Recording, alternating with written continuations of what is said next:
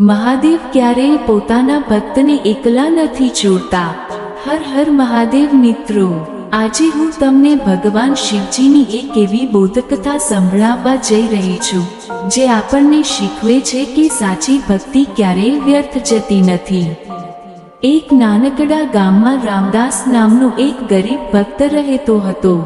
તેની પાસે ધન ન હતું, મોટું ઘર ન હતું, પણ રોજ સવાર સાંજ એક જ મંત્ર બોલતો, ઓમ નમઃ શિવાય।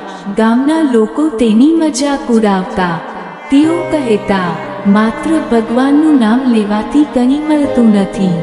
પણ રામદાસ હસીને કહેતો, મહાદેવ પર મને વિશ્વાસ છે। એક દિવસ ગામમાં ભયંકર દુષ્કાળ પડ્યો। પાણી ખૂટી ગયું, લોકો ભૂખ્યા રહેવા લાગ્યા। બધા લોકો નિરાશ થઈ ગયા। રામદાસે ગામના શિવ મંદિરમાં જઈને હાથ જોડ્યા। તે બોલ્યો, હે મહાદેવ, મને મારા માટે કંઈ નથી જોઈએ। મારા ગામના લોકોનું દુઃખ દૂર કરો। આ રાત્રે જ આકાશમાં કાળા વાદળો છવાઈ ગયા। જોરદાર વરસાદ શરૂ થયો। સુકાઈ ગયેલા ખેતરો ફરી લીલાછમ થઈ ગયા।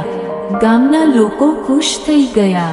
તેઓ સમજી ગયા કે સાચી ભક્તિમાં સ્વાર્થ નથી હોતો।